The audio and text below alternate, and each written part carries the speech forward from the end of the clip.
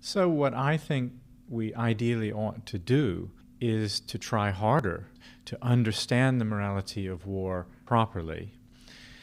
And then once we achieve a better, deeper, more accurate understanding of the real basic morality of war, then we can think about trying to reform the law of war so that it more closely coincides with the morality of war. But it's not just the morality of war that you need there. You need to have reliable information about what was actually happening. And I'm suggesting that in real wars, that is not available to most people. It's not available to the generals. Sometimes it may not be available to the politicians. Nobody's in a position of a thorough enough knowledge to say definitively this is the good moral case and this is the weaker moral case. Well, I think there are instances in which that may be true, but I think you may be exaggerating the difficulty of getting the information. We have better access to information now than we've ever had. There are reporters absolutely everywhere, and if people were more serious about getting the information and processing it fairly, our epistemic situation could be a lot better than it is. The problem is, in a lot of cases, the people on whom we rely for gathering information are assigned the information gathering task by biased employers, as it were. So in the United States, in the build-up to the Iraq War, the intelligence agencies knew that they were supposed to deliver to the Bush administration what it wanted to hear. The facts had to be made to fit the ideology. There are different dimensions to the epistemic problem. There's factual uncertainty, there's normative uncertainty. And I see myself as working on the problem of normative uncertainty. So let's take the example of the Vietnam War.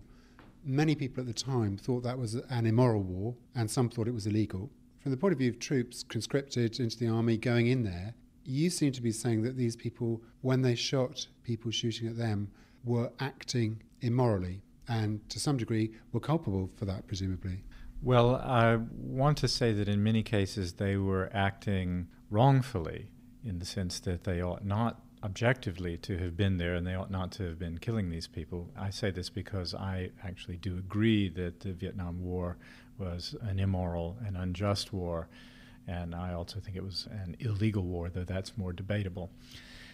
But whether they were culpable is another matter. Culpability depends not just on the wrongfulness of the action, but on whether there are or are not excusing conditions present, many of which have to do with whether the person reasonably believes that the war is a just war given the evidence available to him.